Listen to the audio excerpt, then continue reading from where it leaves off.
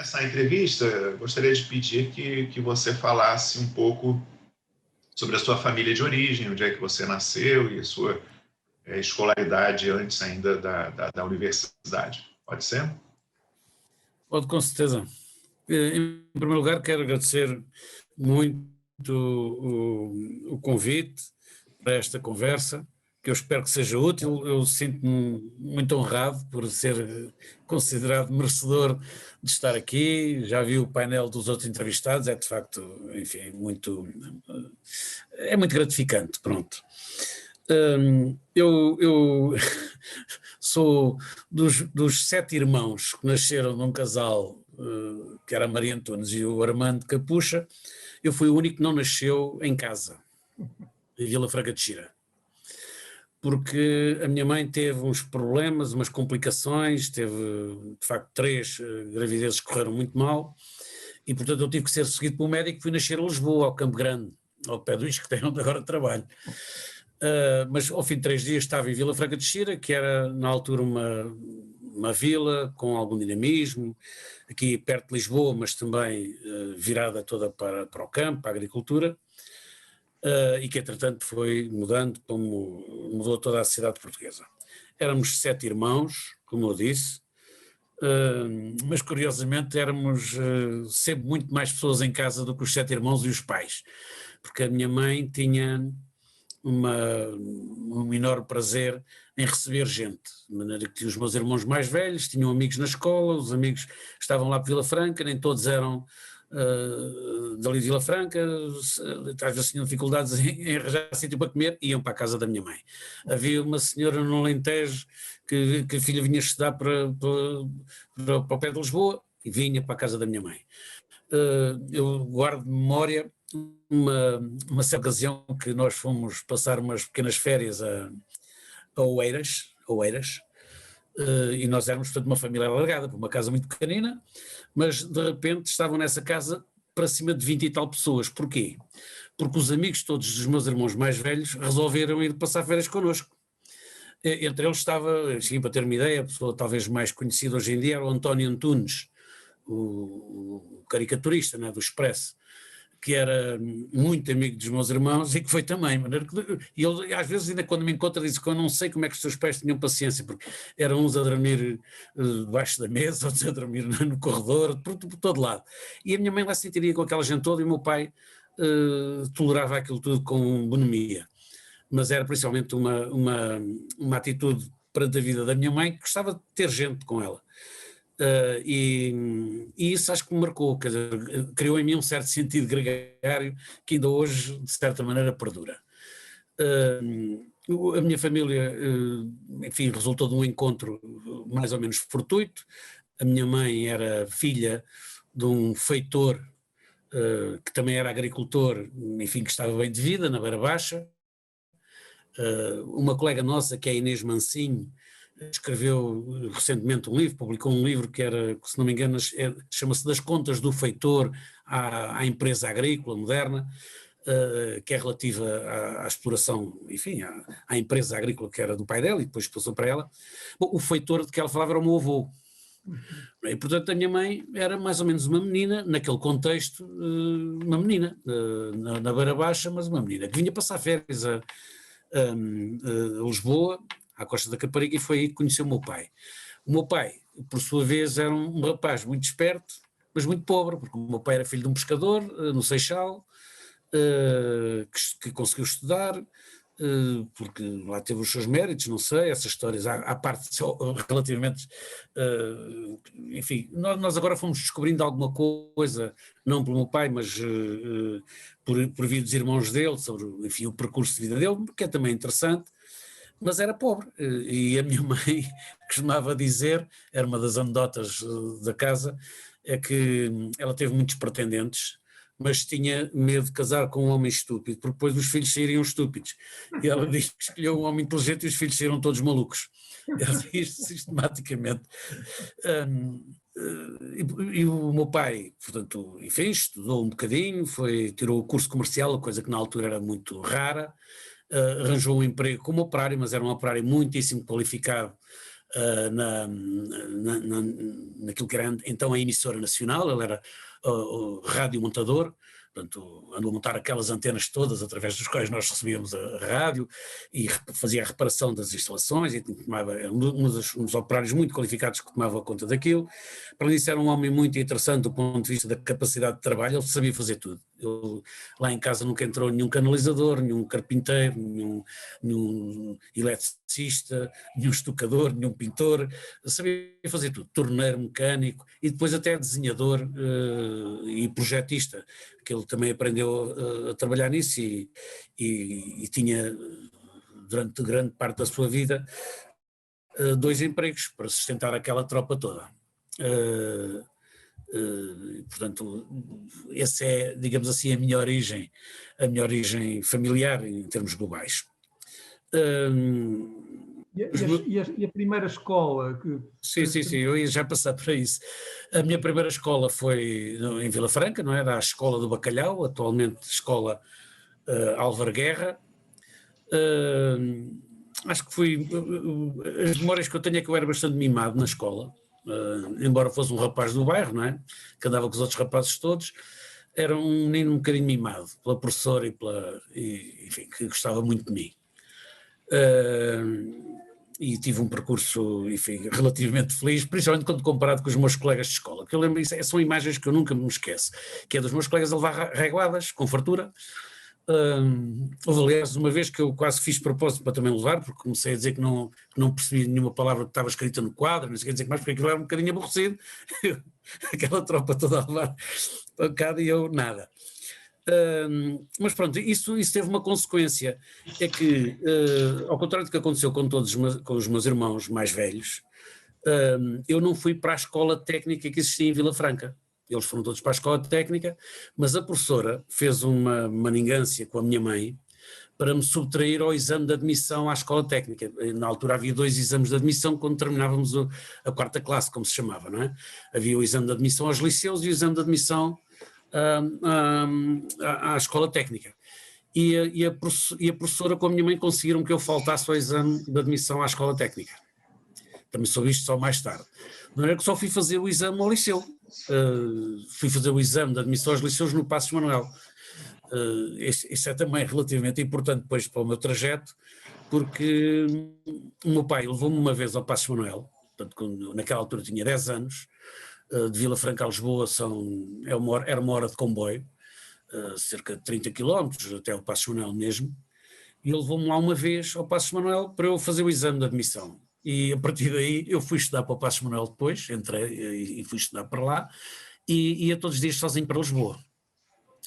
Não ia completamente sozinho porque o comboio ia cheio de gente, e porque havia outros que estudavam noutros sítios, no Camões, alguns, enfim, havia muitos trabalhadores que iam, quer para aquela linha industrial, quer para Lisboa, e uma boa parte dessas pessoas conheciam, portanto nós nessa altura nunca estávamos bem sozinhos, mas a verdade é que ia de calções todos os dias para o Passos Manuel, onde concluí aquilo que é agora ensino básico, portanto até o atual 9º ano, não é?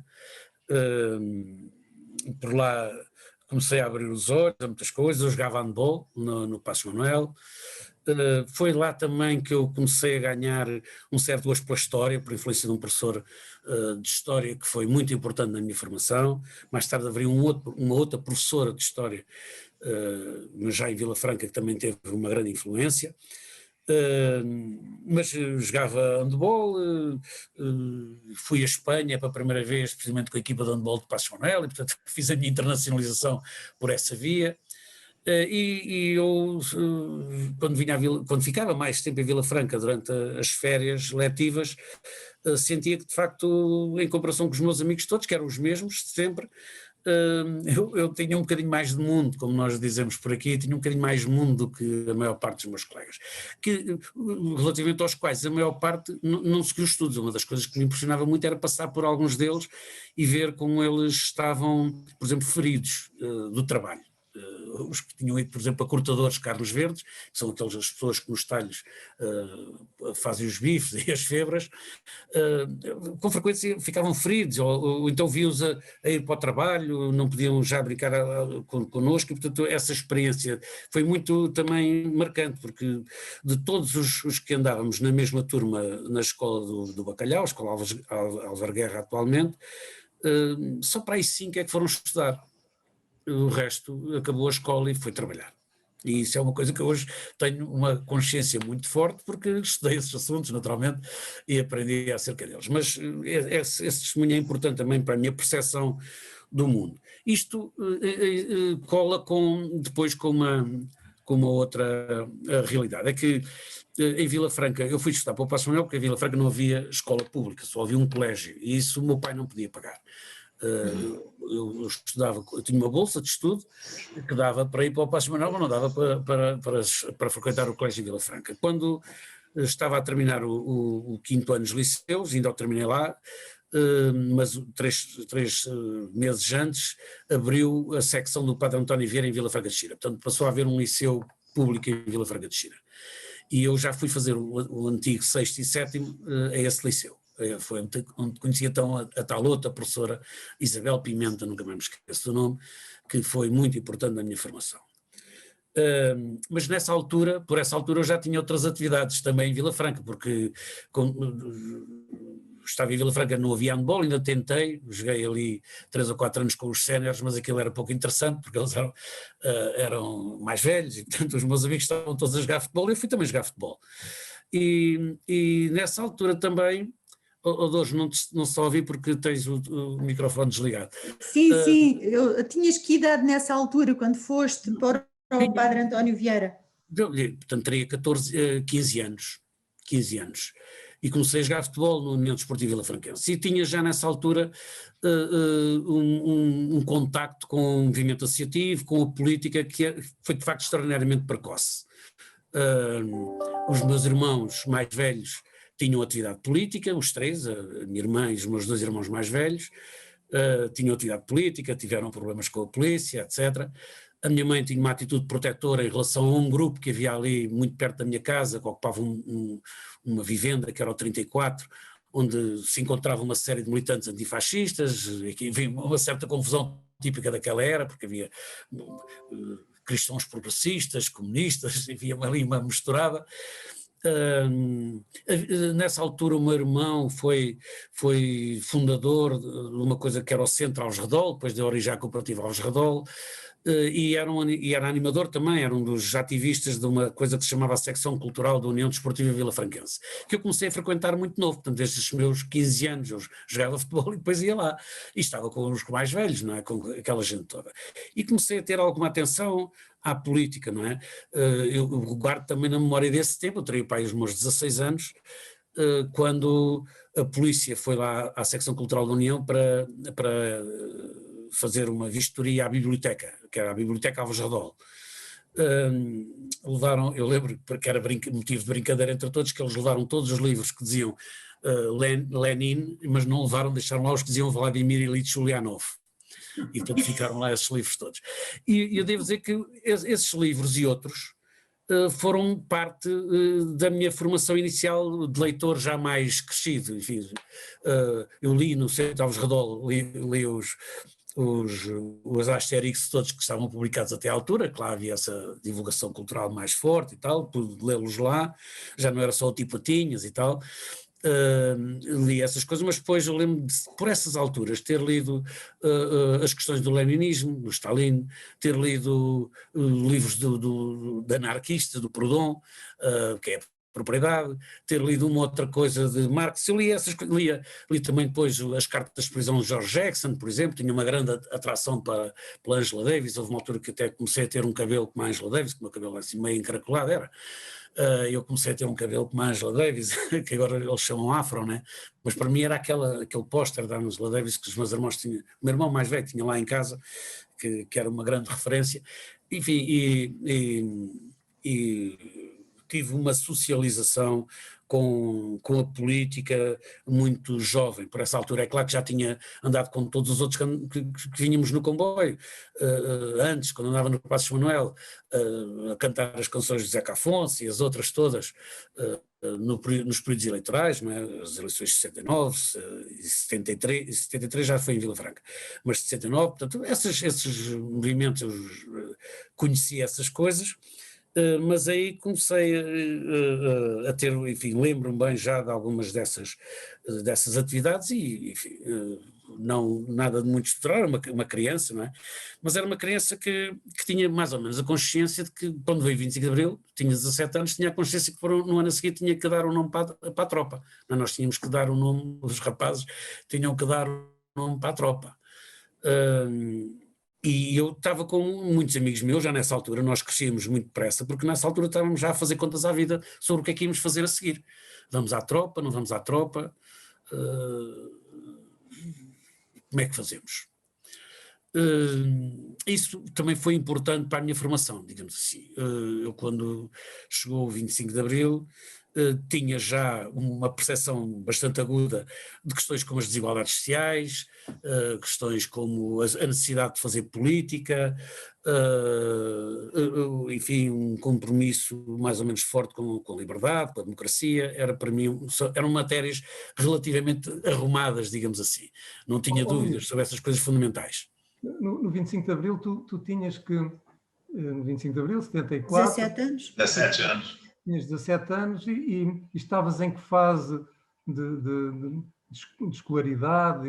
Sim, eu ia contar isso porque isso foi muito importante depois para o meu trajeto e para a chegada ao ISCTE, porque eu completei o liceu no ano em que foi 25 de Abril.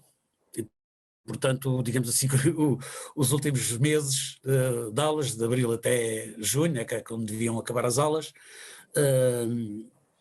não tive aulas. E, portanto, a minha nota já não foi dos exames finais, porque não houve exames nesse ano, foi das médias que eu tinha, não é?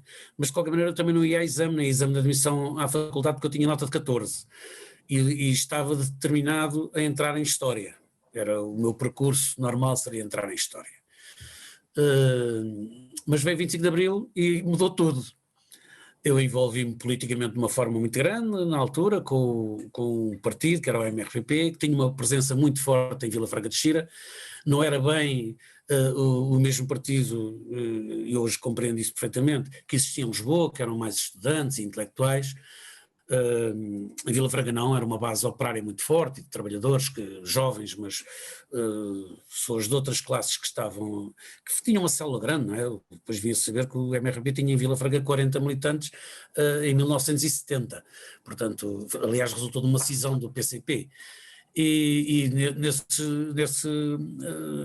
nesse partido estavam um dos meus irmãos, estava o mais velho, que também teve mais influência em mim, porque ele era psicólogo e era, digamos assim, o meu conselheiro, e com ele é que eu ia ter quando passava assim por crises da adolescência, do crescimento e tal, aquelas coisas, os primeiros contactos com a droga, aquelas coisas todas mais complicadas, era com ele que eu falava.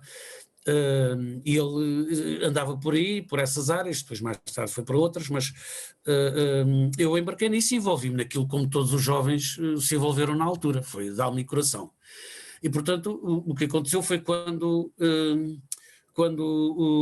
a seguir eu devia ter entrado para a universidade, não houve universidade porque se instituiu o serviço cívico.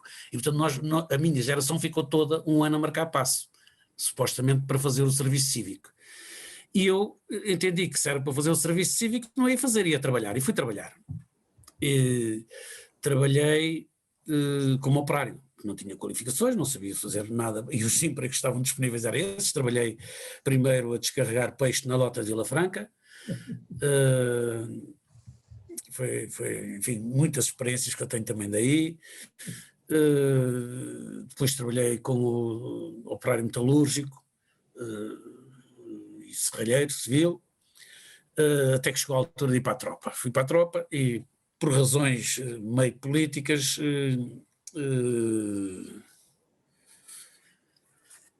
fui para os comandos. Comandos. Tens que explicar o que é isso dos comandos. Os comandos é a tropa especial. Agora está em discussão no nosso país, em discussão muito seriamente, o tipo de formação que recebe, etc, etc. Porque enfim, sempre morreram instruendos durante os cursos de comando, que é uma instrução muitíssimo dura, e portanto está hoje em dia uma grande discussão a esse respeito. Quando eu fui para lá, eu tomei contacto com muitas realidades e tenho uma perspectiva daquela tropa que é um bocadinho diferente da maior parte dos meus colegas. Eu convivi lá com assassinos de guerra, ponto. Eles tinham os chamados readmitidos, que foram os tipos que foram buscar, que eram enfim, militares com experiência de guerra, que tinham sido dispensados, mas depois reingressaram para consolidar ali uma força militar capaz de fazer oposição ao MFA, ao Movimento das Forças Armadas, e à linha dominante desse movimento em Lisboa. E alguns desses tipos eram tipos que se entretinham a doutrinar-nos, não é? E a fazer-nos a cabeça para dizer que nós éramos os maiores, mas que isso de ser os maiores implicava poder fazer tudo o que quisessem. Inclusive eu ouvi relatos acerca da maneira como foram feitos alguns dos massacres. Isto é um bocadinho impressionante. E nessa altura acho eu, houve duas coisas que também me marcaram muito, no sentido, eu acho, enfim, eu estou a entrar aqui numa análise introspectiva que pode ser perigosa, não é a minha especialidade, mas eu acho que ganhei muita resistência nessa altura, porque eu levei muita pancada física e psicológica enorme. Fui 2 vezes parar à enfermaria sem sentidos, e portanto, para além de todos os outros maus tratos que eu sofri lá, e aprendi a resistir e a aguentar-me, e a manter com a cabeça entre as orelhas, e sem entrar nem em ruptura comigo próprio, nem com as minhas convicções, nem nada disso. Por outro lado, sinto que nessa altura houve uma pessoa, e sei hoje em dia, soube depois, não muito tempo depois, que houve uma pessoa ali que a determinada altura mandou pôr um travão na relação dos instrutores comigo, e depois até também dos outros militares. Foi o Jaime Neves.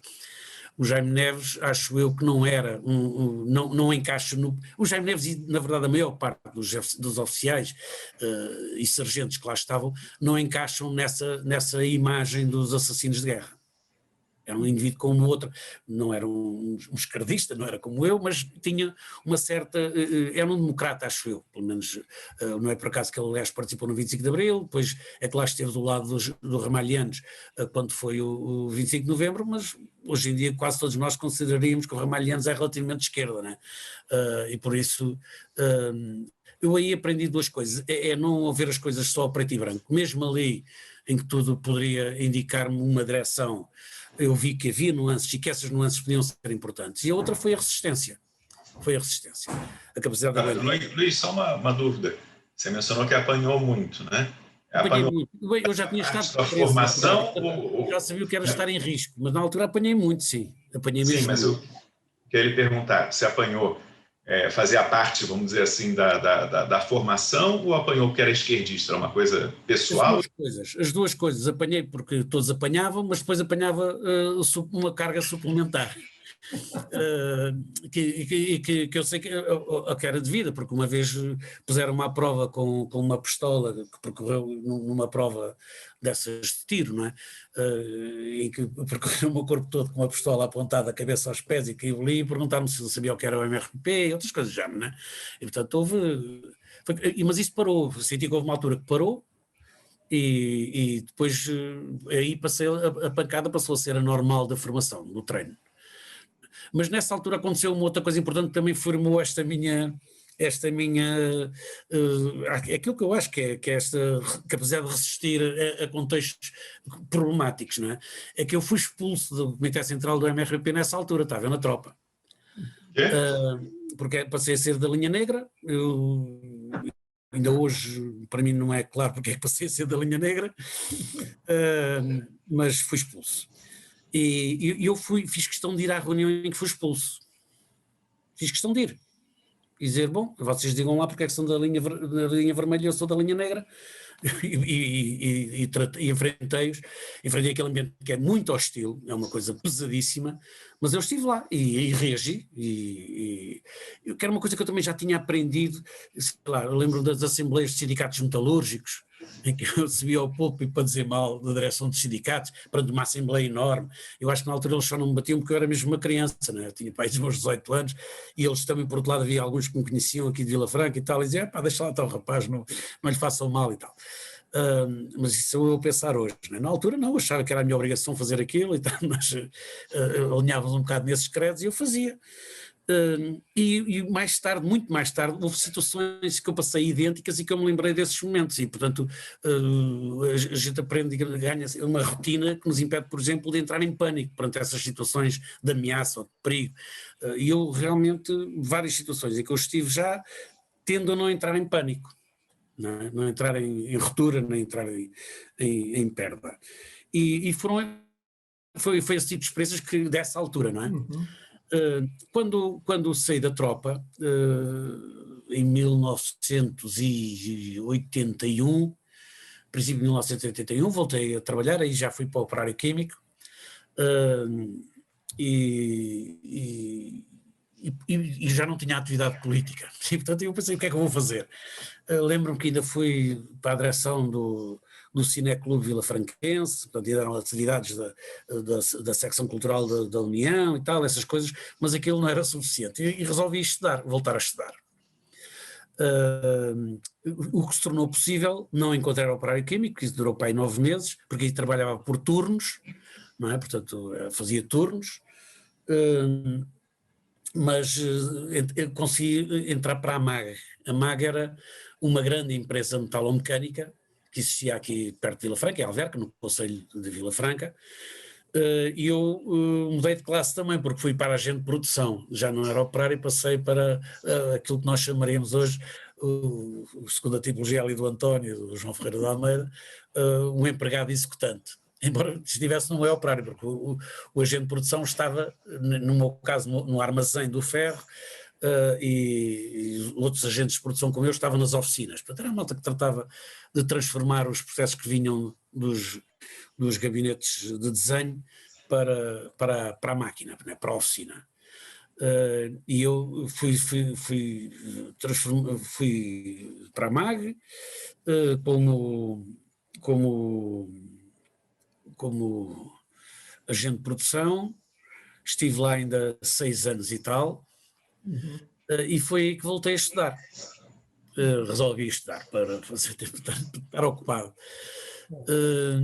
Posso fazer-te uma pergunta, Luís? Portanto, ainda demorou bastante tempo, desde que cumpriste o serviço militar até decidires voltar a estudar. Portanto, nesse interregno, com todas essas vivências que acabaste de referir, como é que surgia ou não essa deliberação de progredir nos estudos? Portanto, isso era um projeto adiado, era um projeto... Não era um projeto adiado, não. Foi mesmo uma certa sensação de que eu tinha vivido um período de enorme envolvimento com as coisas, quer dizer, sair da militância, que vocês provavelmente calculam num partido radical como aqueles, em que o nosso envolvimento era total, não é? Eu lembro de ser miúdo e ter um medo horrível que a revolução viesse e me apanhasse a dormir. Não é? E quando foi o 11 de março, os aviões passaram aqui em Vila Franca e eu fiquei chateadíssimo com a minha mãe, porque ela não me acordou, porque estava a revolução na rua e eu estava a dormir. Então o envolvimento aí era total, não é? Quer dizer, eu estava a dormir porque tinha estado a trabalhar na lote, e portanto tinha-me deitado para aí ao meio-dia, ou coisa assim de género. O envolvimento era total, digamos assim. E depois a tropa. E a seguir fica assim, agora o que é que eu vou fazer? Voltei às atividades associativas, que aliás é uma coisa que ainda hoje mantenho, não é? Eu sou membro da direção ou presidente da Assembleia Geral, agora já tenho outro estatuto, já dá para ser presidente da Assembleia Geral, de uma série de coletividades. Aqui em Vila Franca já foram praticamente todas, e ainda são algumas, não é? Mas aquilo depois era insuficiente, de maneira que eu foi mesmo por querer fazer qualquer coisa. O que é que eu vou fazer? Havia também outras pessoas que voltaram a estudar à noite e eu resolvi fazer o mesmo.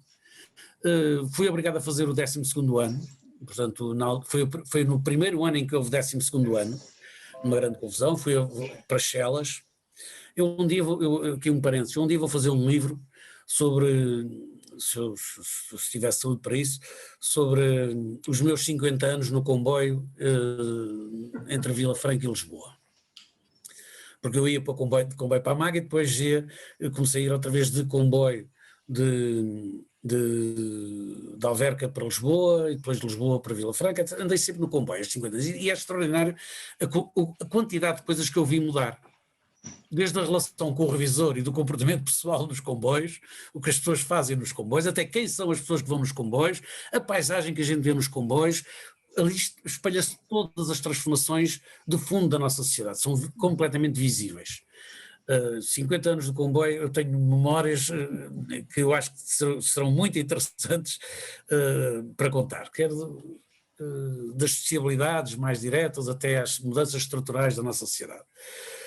Mas então, tirando este parênteses, eu resolvi estudar, fiz o 12º ano, não foi muito, achei, sinceramente, não quero parecer arrogante, mas achei fácil, pronto, achei que era uma coisa, comparado com outras que eu já tinha feito, achei aquilo bastante fácil, e depois resolvi, olha, vou continuar, vou ver, resolvi entrar na universidade. Não sabia o que é que havia, quer dizer, para perceber que não havia um projeto, eu não tinha nenhuma ideia do que é que ia encontrar, e tinha a convicção, tinha a ideia, não sei porque, que a única universidade pública aqui na região de Lisboa, na área das humanidades e ciências sociais, que tinha curso à noite era Direito, de maneira que inscrevi-me em Direito, e ainda fui para aí 15 dias aluno de Direito, só que eu fui a uma aula ou duas e apareceu-me aqueles professores a dizer: vós sabeis que ides estudar na Faculdade de Direito de Lisboa e que ireis ser isto, aquilo, outro. Disse: mas espera aí, não vou dar para esta missa, eu aqui não aguento nem 2 horas. E desisti logo, portanto, à primeira semana desisti de Direito.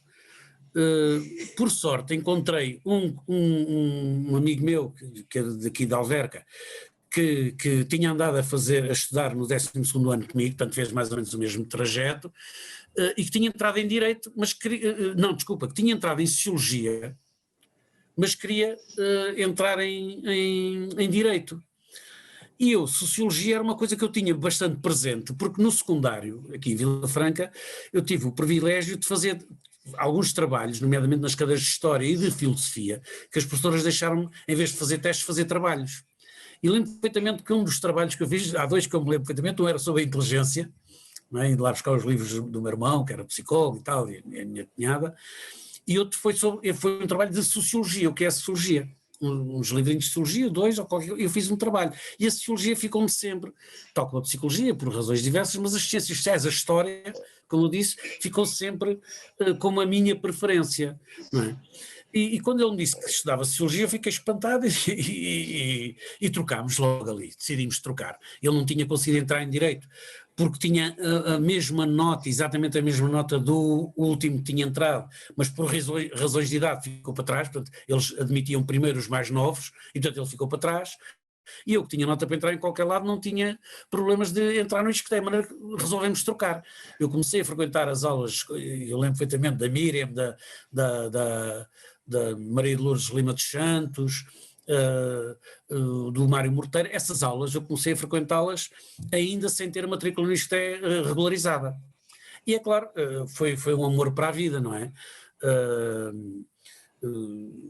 Enquadrei-me naquela turma, que era toda muito curiosa, uma turma muito boa, né? Anália Torres, o Manata, o Elísio Estanque, Cristina Lobo, enfim, uma série de gente, muita gente, muito interessante, quase todos eles com percursos notáveis na sociologia e nas suas profissões, aos mais diversos níveis.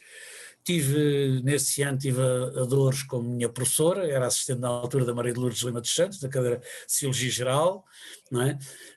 Depois, mais tarde, 2 anos depois, se não me engano, tive as aulas com o António em classes, E aí pronto, ficou decidida a minha vida daí para a frente. Que ano que você entrou no ISCTE para cursar Sociologia? Eu comecei no ISCTE para começar a Sociologia, se não me engano, em 82. Em 82 eu atrasei-me um ano, porque, não foi no segundo ano, foi no segundo ano tive o António. Eu atrasei-me um ano porque eu tinha tido uma complicação com a matemática, ainda no básico. E a minha complicação foi de embirração, eu não percebia porque é que o menos por menos dava mais, e porque é que o menos por mais dava sempre menos, fosse de maneira fosse. Aquilo para mim era uma convenção dogmática, era uma coisa, uma imposição arbitrária, e eu não tolerava, e embiquei ali. Eu, que era um excelente aluno na matemática até ali, nunca mais pude ver matemática, porque aquilo para mim era arbitrariedade, era o arbítrio absoluto.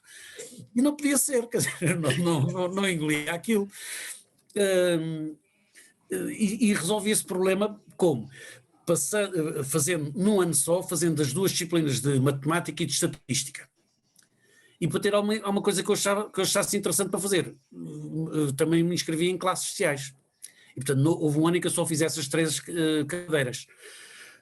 O Carlos Antunes, não sei se vocês se lembram, o Carlos Antunes, que era o assistente, era o Lajinha, era o professor, o Carlos Antunes era o assistente, era um tipo absolutamente extraordinário. Para mim foi de uma paciência enorme. O tipo tinha paciência para tudo, para lhe perguntar, então, mas como é que são essas frações? Então, e como é que se multiplicam? Então, e como é que se transpõem aí os sinais e os parênteses? Ele explicou-me tudo ao detalhe, e eu acabei a fazer matemática com 16 depois do exame, porque tinha 17 dos testes. E estatística no mesmo ano com 17 também.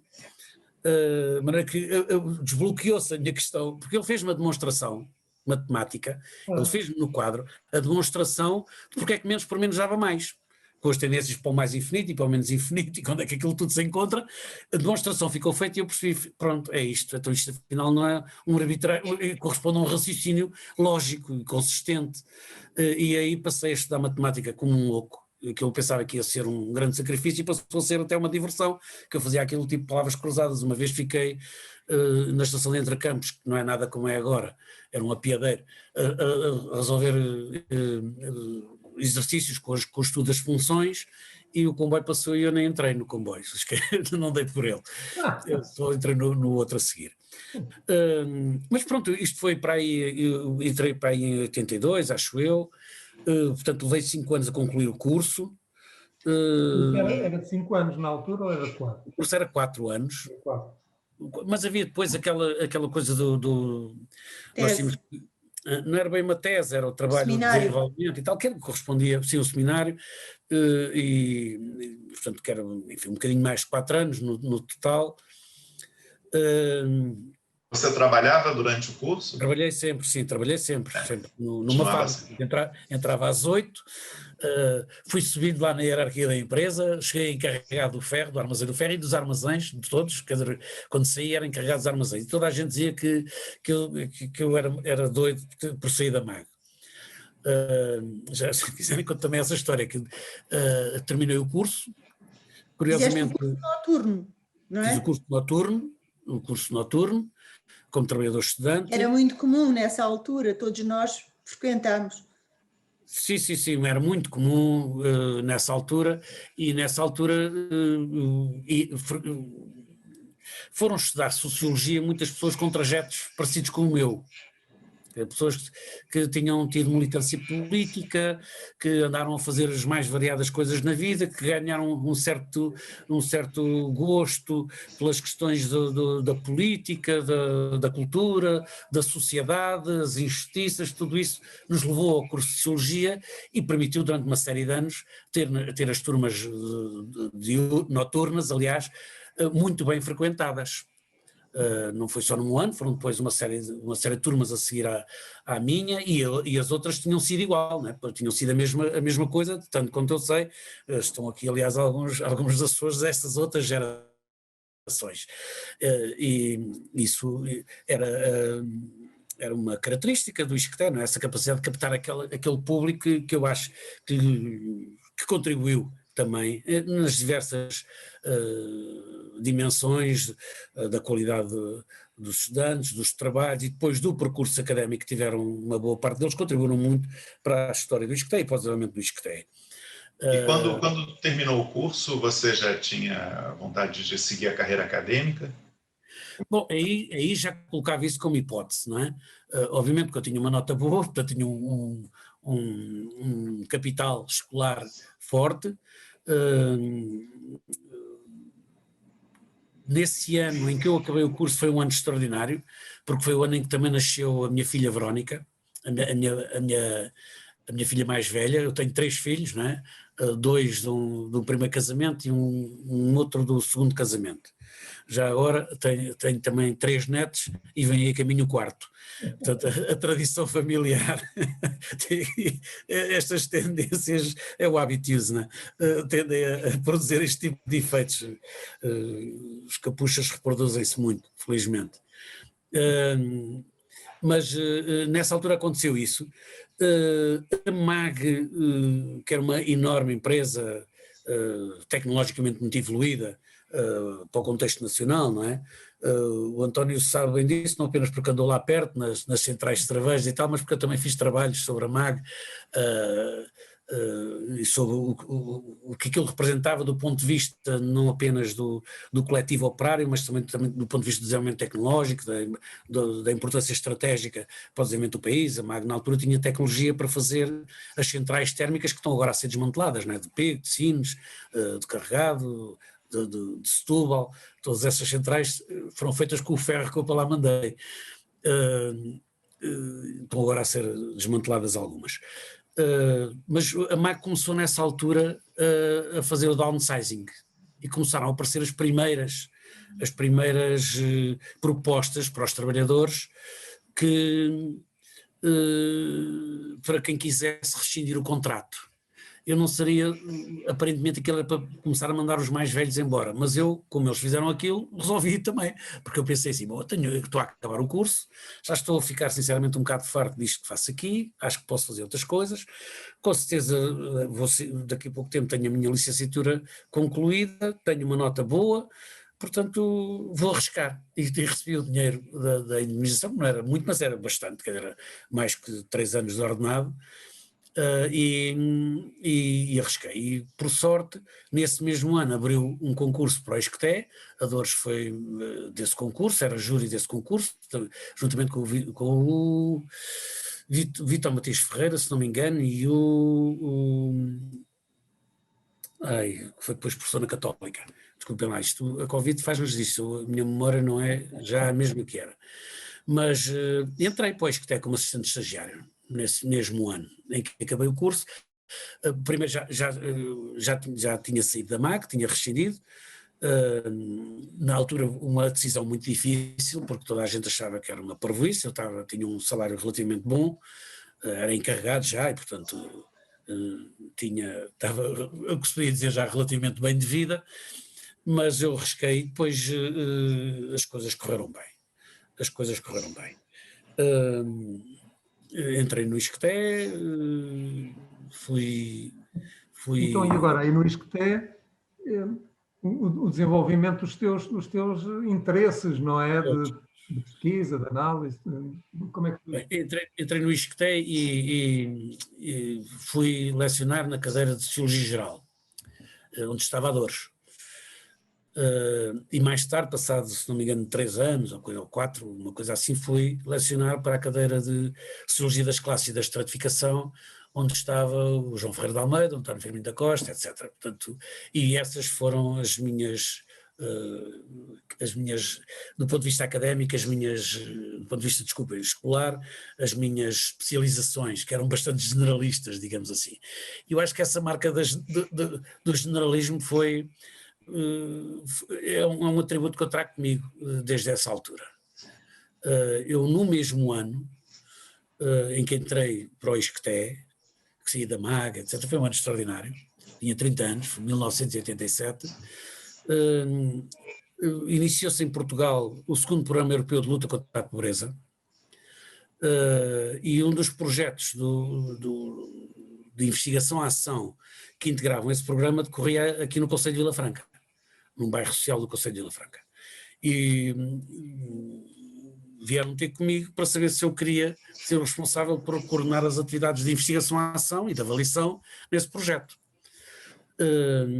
Eu fui, falei com o António, lembro perfeitamente disso na altura, que era um dos meus mentores, digamos assim, era uma das pessoas já na altura, já não tirava tantas dúvidas com o meu irmão mais velho, tirava com o António, mais tarde também um bocado com o João Ferreira de Almeida, mas falei com ele para saber se ia aceitar ou não, aceitei, até porque ganhava dinheiro também, suplementar, e fui ser responsável pelo projeto que depois permitiu a construção de alguns dos meus trabalhos que eu considero mais interessantes, nomeadamente aquilo que eu fiz em conjunto com estes distintos colegas em torno do conceito de modos de vida da pobreza, cuja ideia original nasceu do meu trabalho de observação e de investigação nesse bairro social, depois complementada com outros projetos em que eu fui sendo sucessivamente envolvido, quer noutros bairros problemáticos da região de Lisboa, quer depois em zonas rurais do interior profundo, de Almeida, Figueira Castelo Rodrigues, Sabugal, etc.,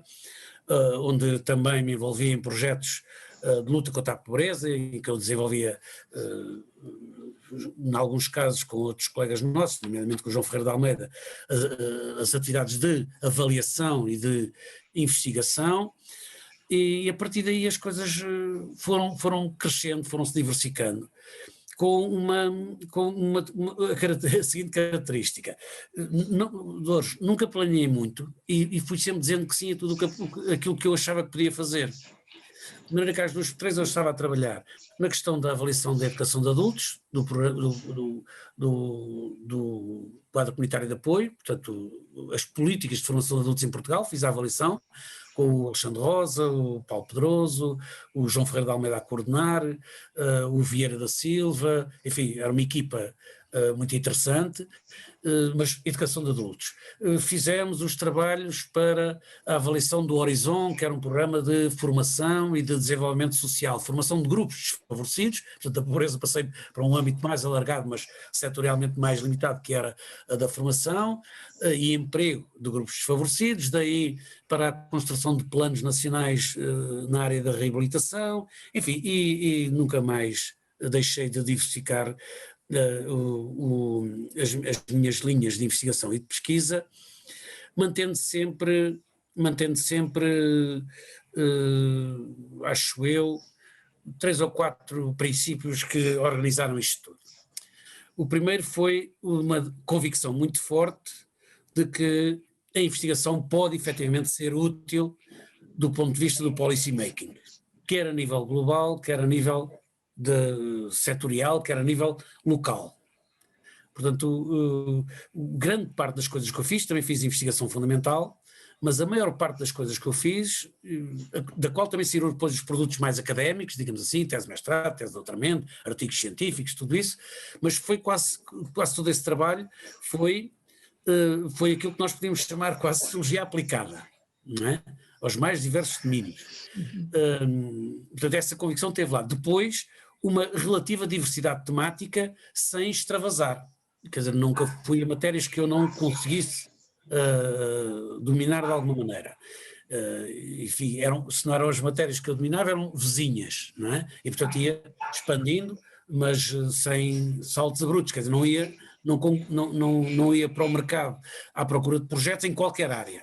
Eram naquelas áreas em que eu me fui tornando mais ou menos especialista. As questões da pobreza, as questões da segurança social, as questões do emprego, as questões da formação, as questões da educação, as questões da reabilitação de pessoas com deficiência.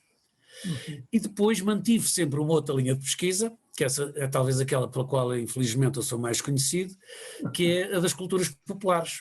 Houve um trabalho que a Dores e o António fizeram nessa altura em Alfama que me marcou muito, foi um dos livros de sociologia que me marcaram mais, que é o Trágico e o Contraste no bairro de Alfama, que resolveu na minha cabeça algumas das contradições que eu tinha dificuldades em resolver, nomeadamente como é que eu me vou relacionar com esta componente da cultura de base, que eu não consigo descartar, que é a tauromaquia e o gosto pela festa de touros. A minha terra é uma terra aficionada, eu nasci a ver touros na rua, cresci ao pé de vizinhos que eram toureiros, e portanto aqui assim a tauromaquia é muito mais do que um espetáculo, ou do que uma festa, é endémica, não é?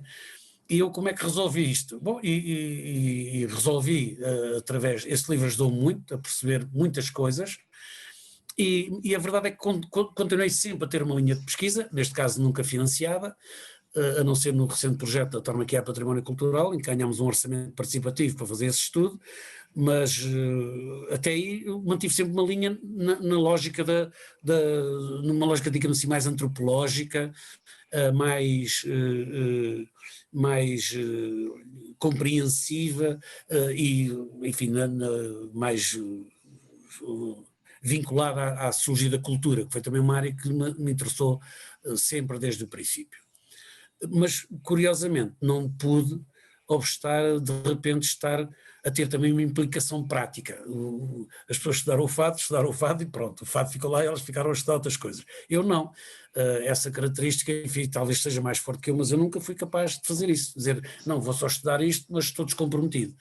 Acho que consigo resolver relativamente bem, do ponto de vista hermenêutico, digamos assim, e epistemológico, a distinção entre aquilo que são os meus compromissos, os meus valores, os meus compromissos pessoais, daquilo que é depois o resultado da pesquisa.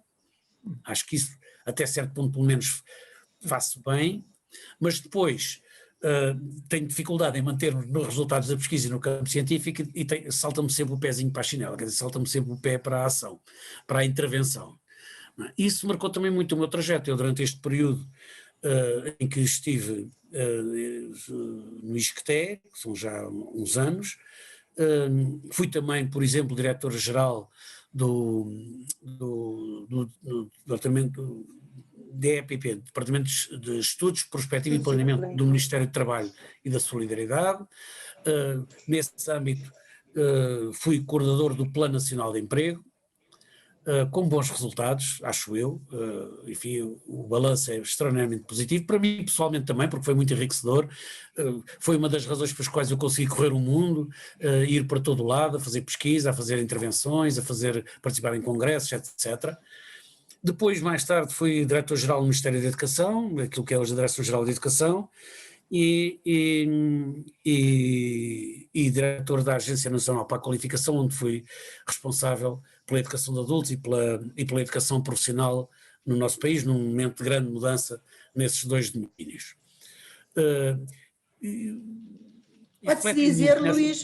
Pode-se dizer, Luís, que tu nesses teus cargos e nessas funções que desempenhaste, e também antes com alguns destes projetos de investigação à ação, estiveste bastante ligado a políticas públicas, políticas sociais muito relevantes naquilo que foi a transformação das nossas políticas nos últimos anos, desde a integração na União Europeia. Podes destacar algumas desses marcos mais importantes? Eu tive, enfim, não era o responsável máximo, porque havia os membros do governo, mas eu senti-me sempre como um operacional de uma boa parte das políticas, da chamada geração ativa das políticas sociais, quer dizer, as políticas sociais ativas, que nós aqui em Portugal interpretávamos de uma maneira um bocadinho diferente da conotação que tem a mesma expressão hoje em dia na ciência política e nas políticas públicas, em que geralmente a ideia da ativação está associada a uma tendência neoliberalista de recuo do Estado e responsabilização dos indivíduos. Nós não, nós entendíamos as questões da ativação como tendo como primeiro pilar a ativação das instituições e a melhoria das políticas. Portanto, estive envolvido em algumas dessas políticas. Aliás, tu também tiveste uma participação nessa matéria, por exemplo, com o rendimento mínimo garantido. Mas também depois a reformulação dos serviços públicos de emprego durante o Plano Nacional de Emprego, que permitiu ao Instituto de Emprego e Formação Profissional começar a trabalhar com uma metodologia completamente diferente. No âmbito dessas atividades, desenvolvemos uma série de políticas que foram de facto inovadoras na altura e que ainda hoje mais ou menos transformadas, mas a esmagadora maioria delas se mantém, quer na área do combate à exclusão social, quer na área da promoção do emprego e da qualificação. E depois, mais tarde, estive ligado à reforma do desporto escolar, à escola para todos, fui coordenador nacional da escola a tempo inteiro, não é? Do programa da escola a tempo inteiro, aos programas de revisão à revisão dos programas de matemática, de português, etc. E depois à grande reforma nas políticas de educação de adultos, com essa referência incontornável que é a Iniciativa Novas Oportunidades, da qual fui responsável e o principal ativista, digamos assim, e a expansão do ensino profissional, da educação profissional, nomeadamente através da organização de uma rede de cursos profissionais nas escolas públicas que mudou o panorama da educação em Portugal. Que teve uma influência determinante da educação em Portugal. Há muitos problemas para resolver, mas alguns começaram a ser resolvidos nessa altura, como é, por exemplo, o abandono escolar precoce, que caiu em muito pouco tempo, era a ministra Maria de Lourdes Rodrigues, caiu em muito pouco, num tempo absolutamente recorde, havia pessoas que não acreditavam, nós acreditámos ainda antes de acontecer, quando, por exemplo, propusemos a extensão da escolaridade obrigatória até aos 18 anos, não é? Que foi uma medida decidida por ela e proposta, o trabalho técnico, fui eu que o coordenei, que na altura nós acreditávamos que era possível, poucos mais acreditavam que era possível, mas foi, e em poucos anos, em 7, 8 anos, Portugal passou dos 40% para abaixo dos 10% de abandono escolar precoce. E já agora, a respeito disto do abandono escolar precoce, eu queria dizer uma outra coisa, é que aquela minha participação nos comitês europeus, ou antes nestas direções gerais, fez-me participar também em vários organismos internacionais, e há 2 ou 3 que são mais relevantes. Um deles é o Comitê de Emprego da União Europeia, na altura da Estratégia Europeia para o Emprego. E aí, por exemplo, estive a trabalhar diretamente e depois a decidir sobre coisas como os métodos de cálculo das taxas de desemprego, ou coisas como a definição da taxa de aprendizagem ao longo da vida e da taxa de abandono escolar precoce, que foi o indicador criado nessa altura no subcomitê do Comitê de Emprego, que era o subcomitê dos indicadores, ou era o Comitê de Emprego e pertencia a esse subcomitê, e estive a trabalhar nesses processos, o que me fez perceber de uma outra maneira, uma coisa que eu já estava muito convencido, que era que esse sociologia era muito útil, por diversas razões, por razões substantivas, do conhecimento das matérias, mas também muito por razões operativas e por competências na interpretação da informação, na leitura de dados, mas também da produção dessa informação. E isto são apenas 2 exemplos de coisas que eu aprendi a este respeito. A participação na atividade política pode ser feita de uma forma estritamente política, mas pode também muito ser feita, acho eu, mobilizando conhecimentos e atitudes e competências metodológicas e operacionais desenvolvidas no campo da política para a nossa ação. Né? Também é claro que já agora aqui uma pequena brincadeira, mas que é verdade, outras competências que eu tinha adquirido noutra altura também me serviram muito bem nesta altura. Por exemplo, quando em determinada situação a ministra que andava na altura com problemas com os sindicatos ia a um sítio qualquer e havia situações de algum perigo mesmo, físico, lá estava o Luís Capucha nas calmas a resolver aquele problema.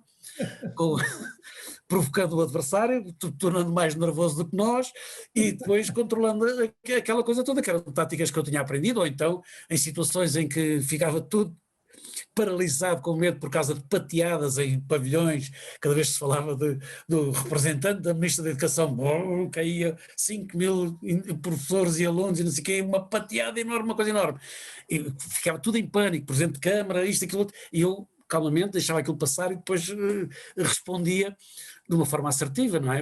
Competência que eu tinha aprendido lá do outro tempo em que tive que dizer que vocês é que são a linha negra porque eu é que sou a linha vermelha. E, portanto, são coisas que a gente está sempre a mobilizar, essas coisas ficam normalmente para a vida. E outras situações, não é? Porque eu tenho tido, por erros próprios, mas também em muita parte, não por erros próprios, mas por causa de uma certa intolerância que hoje em dia está muito presente na sociedade portuguesa. Tenho tido problemas pessoais também na minha atividade, nomeadamente por causa deste meu gosto, hoje em dia considerado por muita gente estranho e ilegítimo, que é o da tauromaquia. Enfim, eu tive que me aguentar, né? E provavelmente outras pessoas teriam entrado em depressão em função dos contextos pelos quais eu passei, e enfim, aprendi a lidar com essas coisas. Mas isso lá vai, não é? Agora, quanto ao meu trajeto, eu gostava de vos dizer uma coisa, só para ilustrar um bocado isto. Esta polivalência que era a outra dimensão, portanto, do meu trajeto de investigação.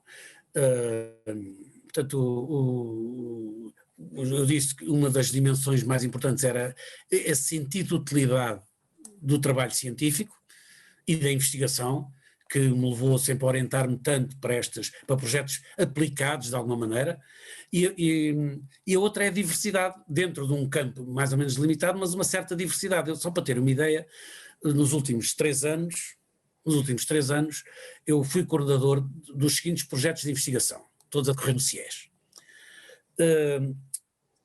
Associativismo, caracterização do movimento associativo no Concelho de Loures. Caracterização da profissão de médico veterinário e incluindo da formação superior dos médicos veterinários. Carta Educativa de Vila Franca de Xira, Carta Educativa de Lisboa, Carta Educativa de Oeiras, Cartas Educativas e Projetos Estratégicos Educativos do Baixo Alentejo.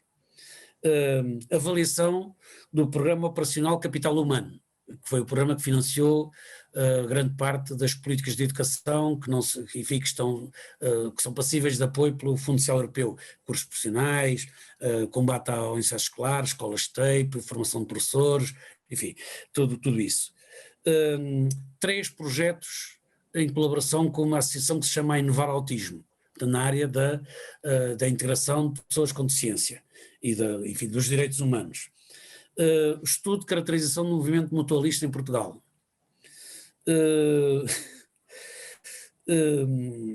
Avaliação do impacto do encerramento das centrais térmicas a carvão de Sines e do Pego. Estudo sobre a Covid-19 e os lares de idosos em Portugal durante a primeira onda da pandemia. Agora vou começar um projeto sobre o impacto dos centros para a vida independente, que é uma resposta relativamente nova e inovadora na área da integração de pessoas com deficiência. Bom, eu acho que isto dá um bocado a ideia, isto são nos últimos anos, e a maior parte destes ainda estão em curso, desta minha tendência, e que se foi construindo, não foi nada planeado, mas foi acontecendo, para ir construindo equipas e respondendo a pedidos de estudo, de investigação ou de avaliação e planeamento também, num conjunto de áreas que vão de facto desde a educação até o emprego, reabilitação de pessoas com deficiência, etc, etc. Portanto, digamos que toda a minha trajetória foi muito marcada por isto. E isto o Bourdieu deve ter mesmo razão, porque esta atitude é transferível pelos vistos, porque eu ao mesmo tempo fui lecionando as unidades curriculares mais diversas que se possa imaginar, que não foi nas antípodas, não é? Não foi por outras disciplinas, mas eu, para além da Sociologia Geral e da Sociologia das Classes, criei a disciplina de Sociedade e Políticas Sociais, trabalhei na área das políticas de emprego e formação profissional, ou ensinei, aliás, cadeiras na área das políticas de emprego e formação profissional, cadeiras na área das metodologias de planeamento e avaliação de projetos, cadeiras na área das políticas sociais e do serviço para o serviço social, enfim, uma grande quantidade de unidades curriculares que foram, às quais eu me fui atirando, e acho também que fui atirado muitas vezes, né? Porque quando havia uma falha eu avançava, em muitas situações tive que avançar, mesmo assim um bocadinho inseguro, mesmo sem estar totalmente convicto de como é que a coisa ia correr, mas olha, fui. Luís, há pouco já estavas a referir. E às vezes nem se notava que eu não estava muito preparado, acho eu. Eu conseguia, acho eu, não sei, acho que dava aquela ideia que estava melhor preparado do que estava. Não é? Uma certa confiança de que a coisa vai correr bem ajuda às vezes. Às vezes também corre mal, mas... Mas pronto, fazias a tua pesquisa e foste superando as dificuldades e enfrentando os problemas. Fala um pouco daquilo que tem sido o teu contributo para formar equipas, e essas equipas são em boa parte constituídas por estudantes destas nossas áreas disciplinares. Fala um pouco dessa tua experiência e de como é que tens dado esse contributo também. Pois, desde há 30 anos que eu fui formando muita gente, gerações e gerações de pessoas cujo primeiro trabalho que fizeram foi comigo. Muitos, alguns chegaram a ministros, e aliás neste momento temos lá alguns, ou algumas, o que é que caracteriza estes projetos? Isto nunca deu para fazer carreiras de investigação nestas áreas, longas, não é? Embora haja permanências, quer dizer, as questões da pobreza voltam cá sempre, as questões da deficiência voltam cá sempre, quer dizer, mesmo que eu me queira despegar, elas voltam, vêm ter comigo. Mas durante este período todo eu fui incluindo pessoas que acabaram, tinham trajetos comigo que não eram muito longos, não é? Que eram relativamente curtos, duravam 3, 4, 5, em alguns casos 10 anos, mas não mais, e essas pessoas foram-se autonomizando. O que é que aconteceu? Como tive sempre, como estes projetos foram sempre projetos de duração relativamente curta, tirando aqueles da FCT que duraram 3 anos e outros do género, no âmbito, nós tínhamos que constituir equipas para trabalhar nestes projetos, eram equipas de projeto, digamos assim, não eram estruturas permanentes. E quem é que constituía geralmente essas equipas de projeto? Eu tendia quase sempre a ser enquadrado, ou mais tarde a enquadrar colegas, não é? Já fui o mais novo de equipas, depois passei a ser dos mais velhos e mais experientes de outras equipas, que incluíam colegas, não é? Que, digamos assim, com os quais nós partilhamos uma certa responsabilidade de coordenação dos trabalhos, mas ao lado destas equipas fomos sempre integrando outras pessoas, não é? Eu lembro-me, por exemplo, os primeiros que trabalharam comigo foi o Joaquim Bernardo, que agora é o próprio coordenador do POCA, o Zé Luís Castro, a Milena de Alverca, a Elsa Pegado, enfim, uma série, em cada período há para aí pelo menos 5, 6 pessoas que têm trabalhado nestes projetos. E essas pessoas depois, a partir de uma determinada altura, separam-se, fazem o seu próprio trajeto. Algumas mantendo as áreas de investigação próximas, outras não, mudando de área, mas para elas acho que foi importante. Porquê? Porque ganharam tarimba, não é? Ganharam consistência, em situação de risco, não é? E ganharam a vida durante uns tempos. Isso foi muito importante, porque houve muita gente. Eu acho que eu terei iniciado na investigação e na avaliação de políticas públicas já mais de 30 pessoas, à vontade. Não é? Quer dizer, que não foram iniciadas no quadro estritamente académico, como colegas de ensino, mas nem colegas de investigação sequer. Estou a falar de pessoas que eram, alguns ainda estudantes, outros depois jovens licenciados, agora são jovens mestres ou então jovens doutorados, que nunca tinham trabalhado e começam a trabalhar nos meus projetos. Começam a trabalhar um ano, alguns ficam mais tempo, porque depois nós, normalmente isto tem uma lógica reprodutiva, quer dizer, quando estamos a fazer um projeto, no mercado sabe-se que há no ISCTE uma equipa que faz estas coisas, portanto passamos a receber consultas e algumas dessas consultas nós ganhamos, outras não ganhamos, mas tende a haver uma certa continuidade nestes projetos e, portanto, isto mais ou menos por ciclos, correspondendo ao primeiro ciclo até ao período em que eu entrei, em que eu saí para fazer a perninha no Ministério do Trabalho, o segundo ciclo no período em que eu estive entre o Ministério do Trabalho e a ida para o Ministério da Educação, e agora depois do Ministério da Educação. São 3 ciclos e aí formaram-se, digamos assim, 3 gerações de investigadores que estão todos aí, ou quase todos. Não é? Alguns na universidade, outros em cargos públicos, nomeadamente, como estavas a referir. Universidades, cargos públicos, centros de empresas que fazem investigação e consultoria, enfim, em situações muito diversas.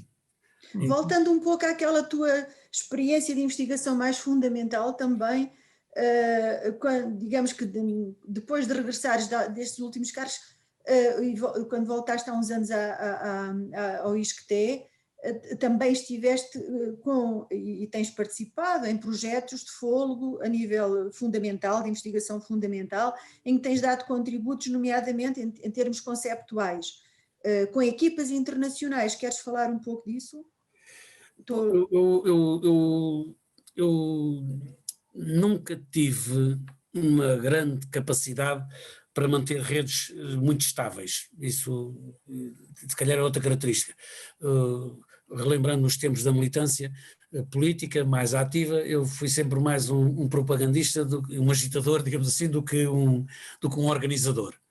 Mas embora mantenha algumas relações estáveis com com o Richard Lachmann, com o Luís Moreno, mas entretanto tive muitas outras com outras pessoas. Lembro-me de ter trabalhado com uma equipa coordenada pela Áustria para produzir um livro sobre o Estado da União Europeia, quando a Áustria, já nos anos 90, foi já a presidência da União Europeia. Trabalhei, foi um trabalho também que me deu muito gosto, com aquela equipa do Andreas Walter, alemã, num estudo sobre a juventude, em que também participei aí, mas isso... Depois, as coisas talvez mais importantes tenham sido os trabalhos com o Maurício Ferrer e com a equipa do Maurício Ferrer em torno do rendimento mínimo garantido, não é? E depois, mais recentemente, coisas na área das políticas públicas e da educação, políticas sociais, emprego e educação. Nesse âmbito, sei lá, mais recentemente, um trabalho que eu acho que foi importante e que foi inovador, foi um estudo sobre as relações entre a resiliência e a pobreza. Não é? Foi um estudo europeu, com 9 universidades.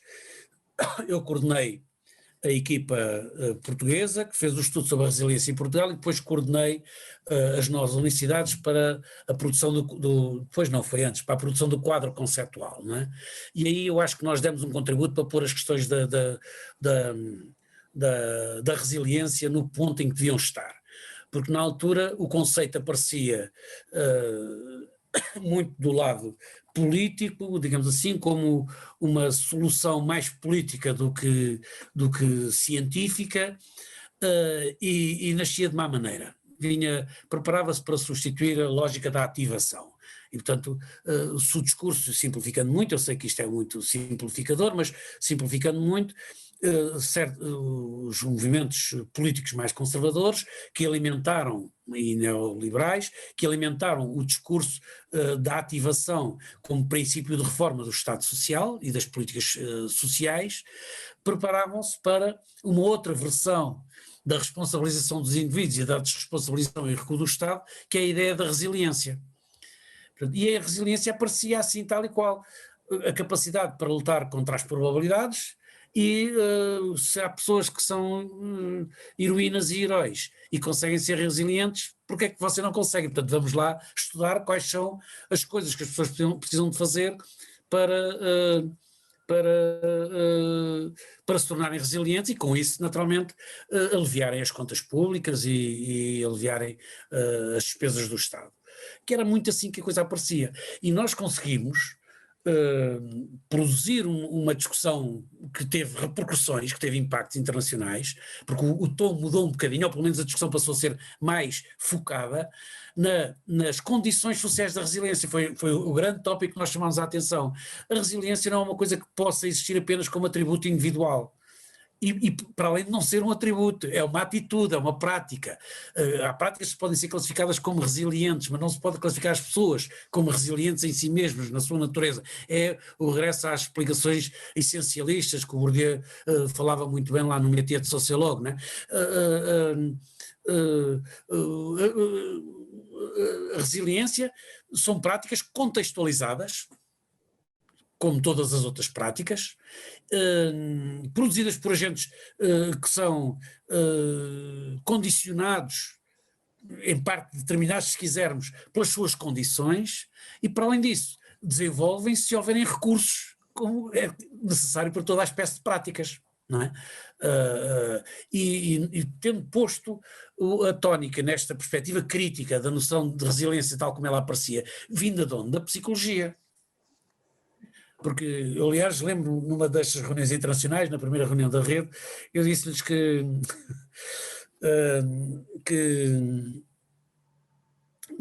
tinha sido operário metalúrgico, e a primeira vez que eu tinha ouvido falar de resiliência era a respeito dos materiais.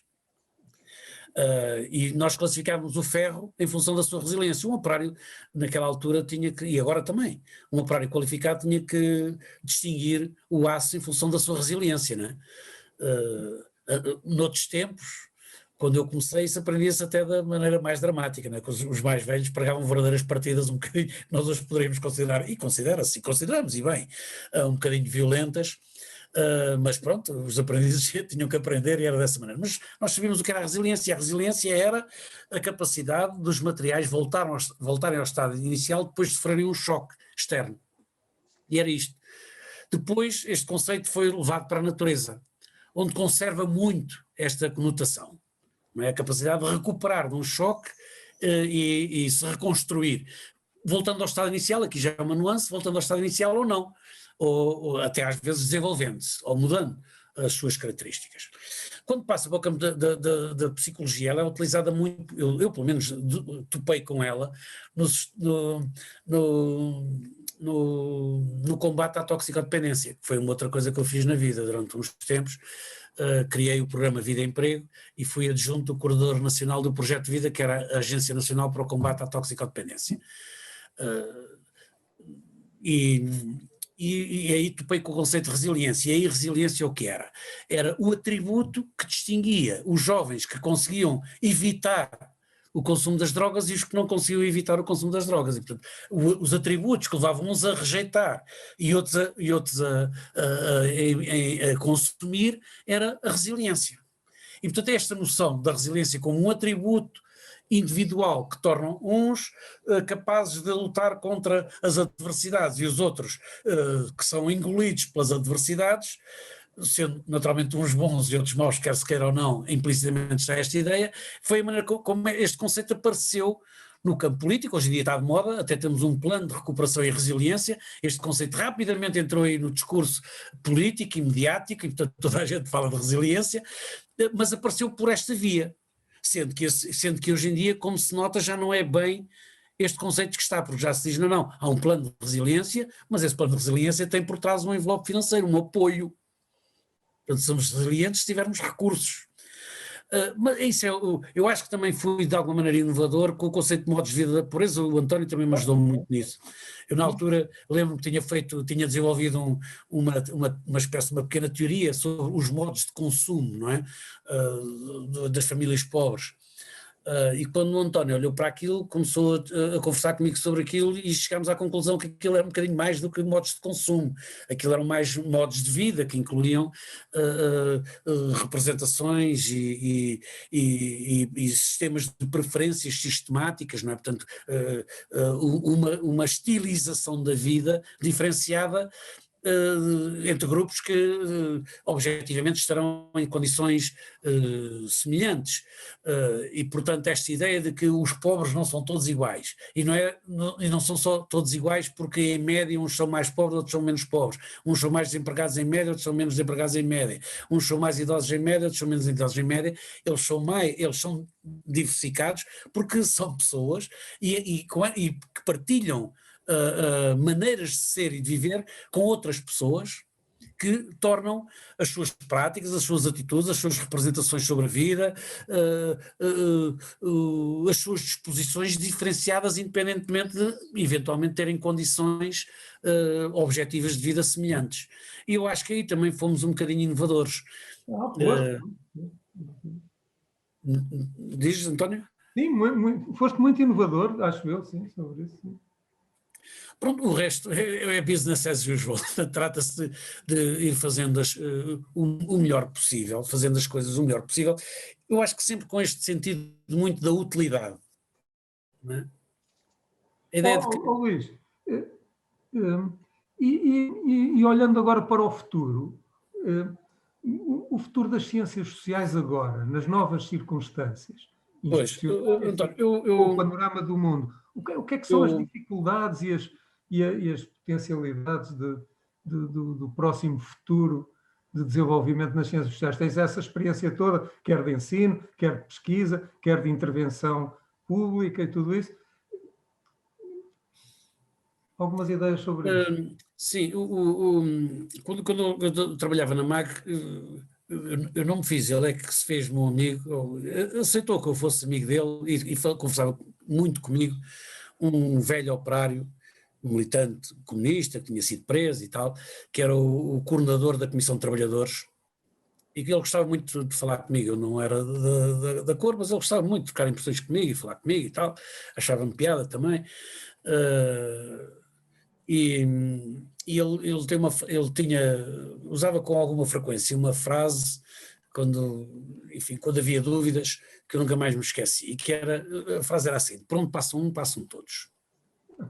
Dizia ele, por onde passa um, passam todos. Quer dizer, nós não podemos nunca perder este sentido que somos um coletivo, não é? E um passa, mas não podemos perder esta noção de que somos um coletivo.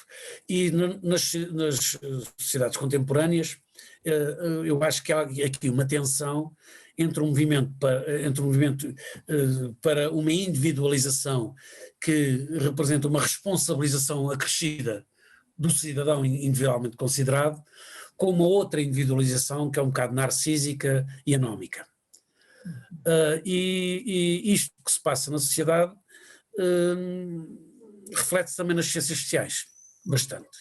E, portanto, aquele sentido que nós tínhamos noutras gerações mais forte, talvez, eu não quero, aqui estou a especular um bocado e, portanto, peço que compreendam, não tenho nenhuma certeza disto, mas é a minha convicção neste momento, aquele sentido que nós tínhamos mais forte de comunidade, não é? De que éramos um grupo, tínhamos de respeitar os colegas, tínhamos de ter em consideração o trabalho deles, que beneficiávamos todos de trocar informação uns com os outros e que não tínhamos de estar desconfiado que o colega fosse aproveitar a informação que nós lhes passávamos para utilizar em seu benefício, etc, etc.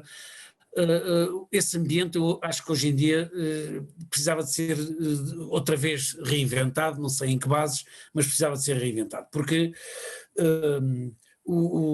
as estruturas científicas, nomeadamente aquelas que classificam as pessoas e que depois determinam oportunidades de vida, são todas elas tendentes ao desenvolvimento de atitudes individualistas e egoístas até às vezes. O que leva muitos colegas nossos, mais jovens e depois também até outros, mais experientes, adotar esse tipo de práticas mais exclusivistas, não é? No sentido webriano termo, de exclusão, não é? Dos outros, e portanto mais individualistas, a quantidade de pessoas que fazem as suas teses hoje em dia e começam o seu trabalho e quem os lê parece que eles inventaram a roda, não é? Foram os primeiros a falar daquilo, ou antes foram eles e mais os estrangeiros, mas na comunidade não houve mais ninguém a trabalhar aquelas coisas, quando às vezes a gente vai ver até os próprios orientadores fartaram-se de trabalhar naquelas matérias e publicar e dizer coisas, etc. E isso acho que pode parecer uma questão menor. Eu dou importância a essas questões, quer dizer, não é uma grande teoria sobre a evolução das ciências sociais, mas eu dou importância a essa questão do impacto que tem na trajetória coletiva da ciência o tipo de estruturas que orientam para lógicas mais cooperativas ou para lógicas mais individualistas. E isso tem depois um outro reflexo, que eu acho que está relacionado, que é uma certa tendência que tem havido para um desequilíbrio a favor do estudo das identidades e das questões do cotidiano e da vida privada, em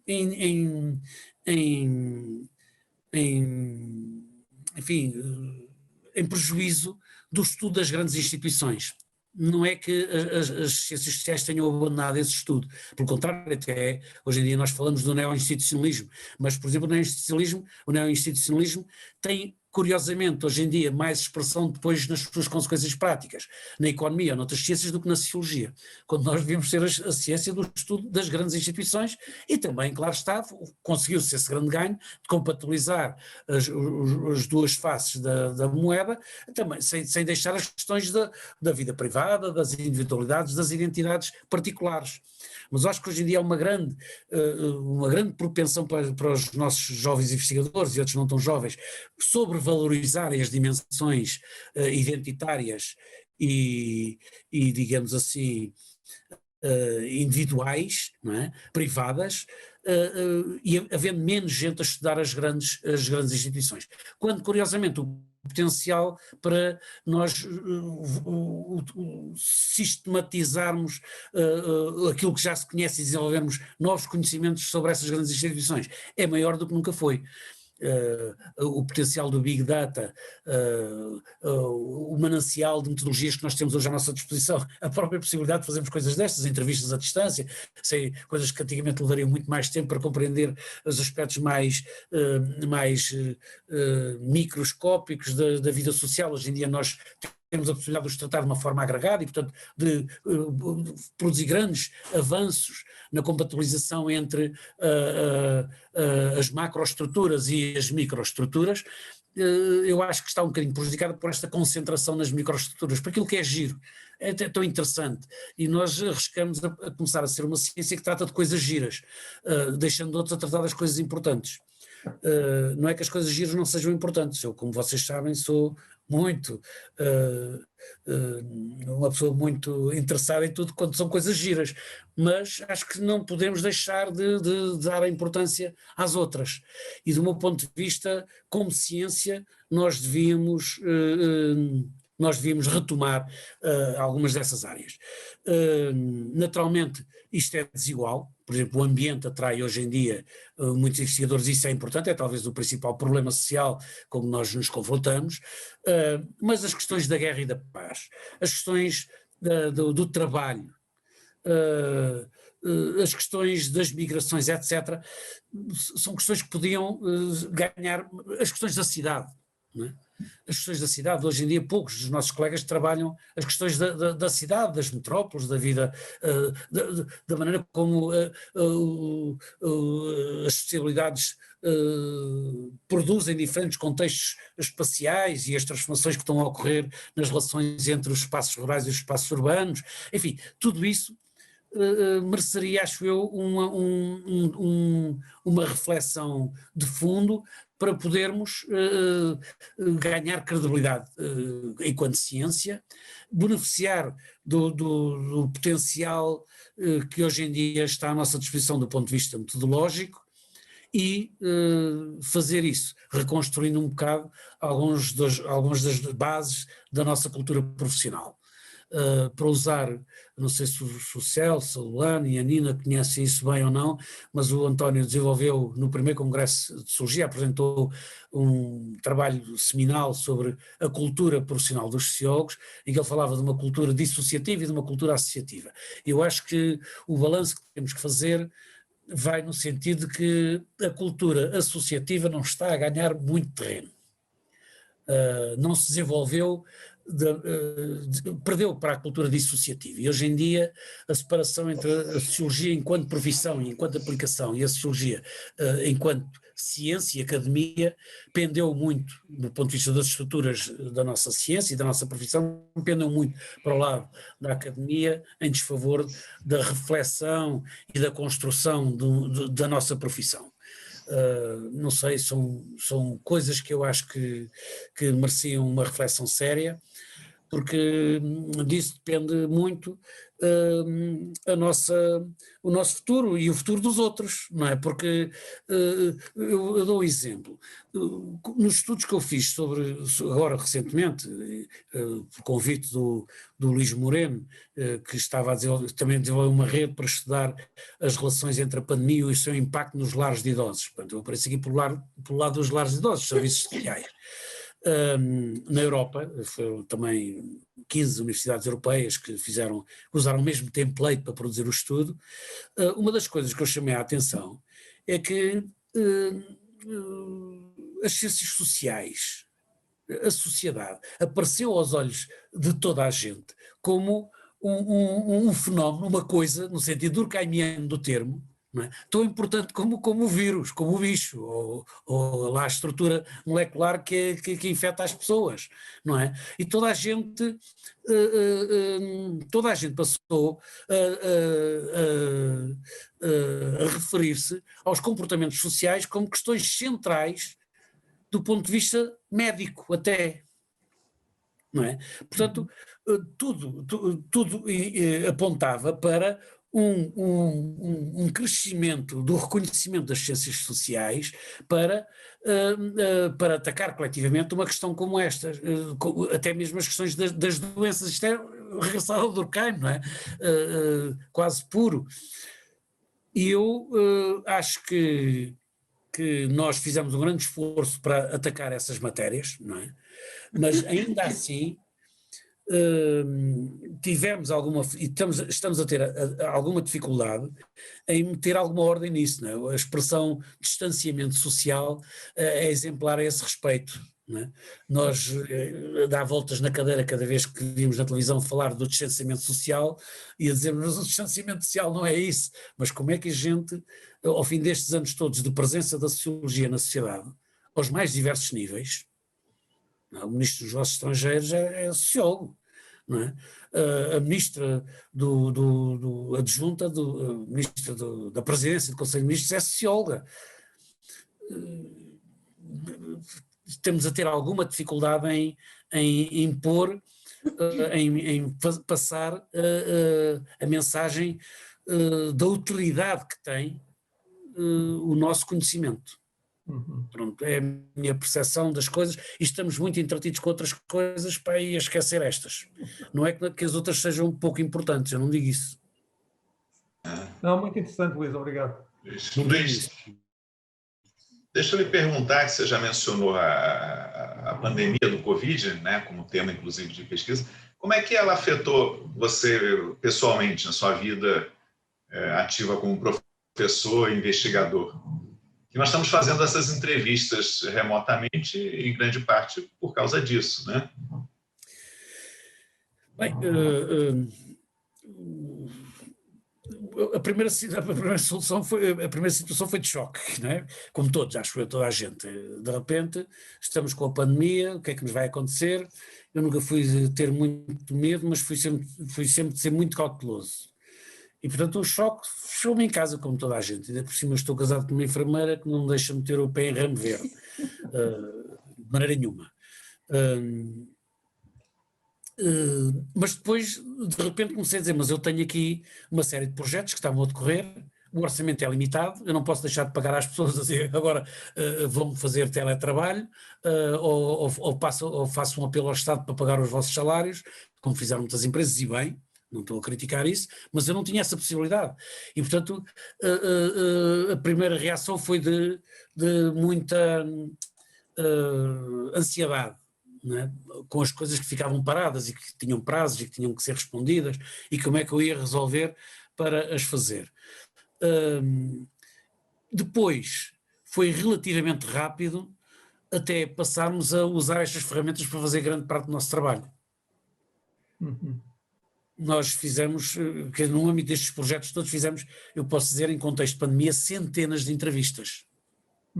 Centenas de entrevistas. Fizemos estudos de caso. Em algumas situações até fizemos estudos de caso presenciais e depois comparámos com os estudos de caso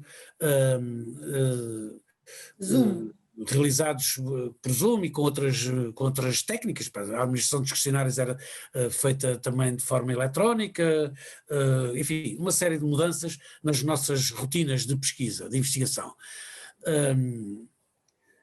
Foi mais fácil, agora é a minha percepção, foi mais fácil para nós habituar-nos a estas novas rotinas do que para para as pessoas com quem nós trabalhamos, com quem nós falamos, para se habituarem a interagir com a investigação através desses mecanismos. É muito desigual. Por exemplo, entrevistas ou questionários a professores em escolas. Há escolas que respondem 70% e outras escolas que respondem 17%. Nós, se fôssemos lá, limpávamos aquilo tudo num instante, mas se calhar apanhámos só 50% em todas.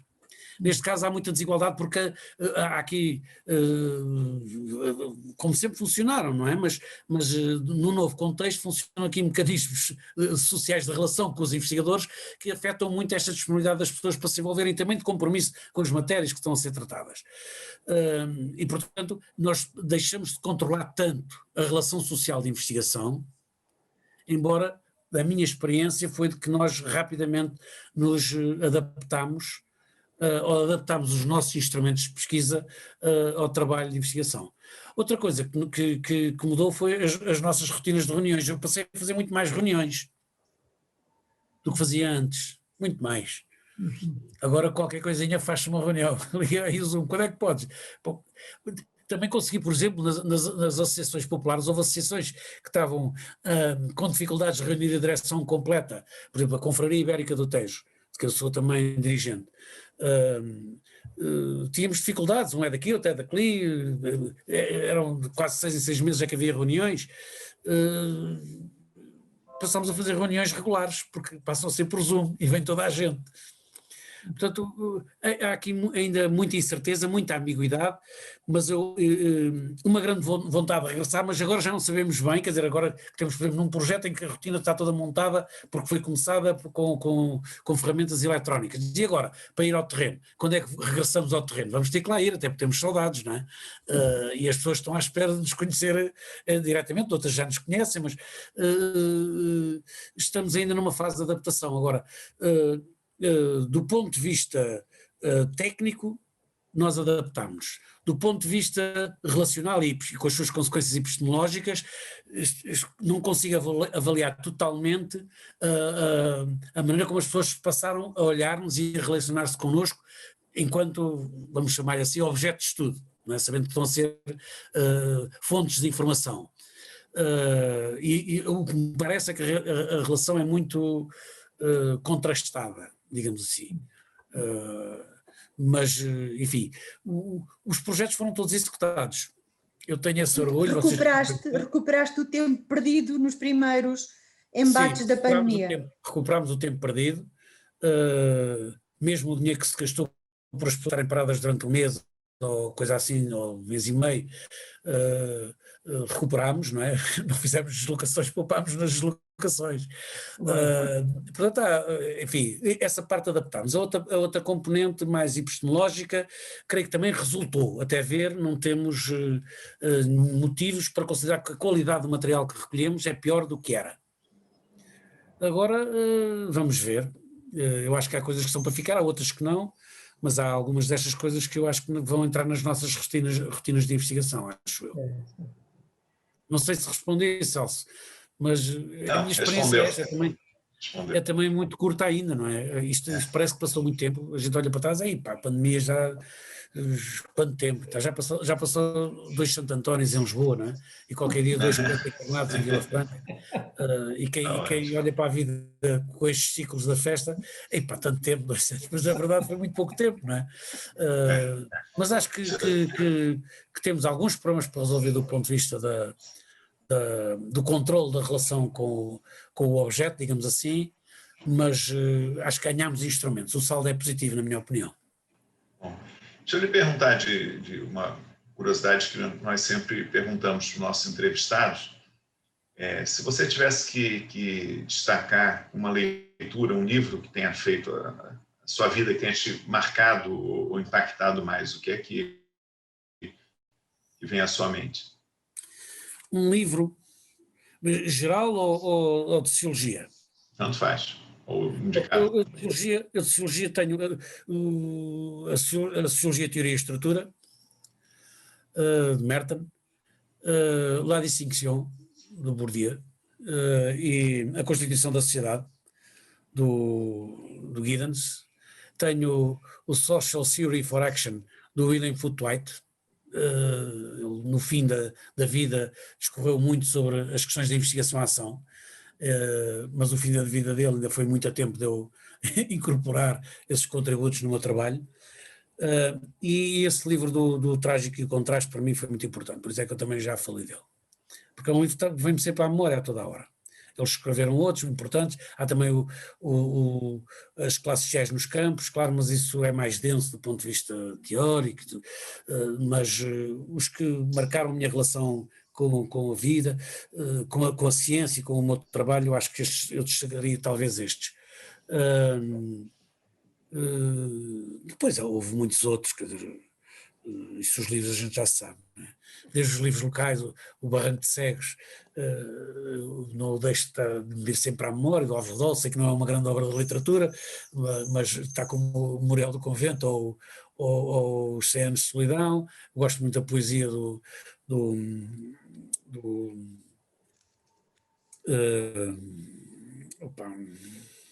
Eugênio de Andrade, e pronto, destacaria esses talvez. Ótimo. Muito bem, Luís. Estou satisfeito, não sei se António e Doris tem mais alguma. Estou satisfeito. Muito bem. Muito obrigado. Acho que percorremos então bem. Só nos cabe agradecer mais uma vez a sua entrevista, né? Foi ótimo. Eu é que agradeço mais uma vez, foi um gosto e uma honra, repito, não é?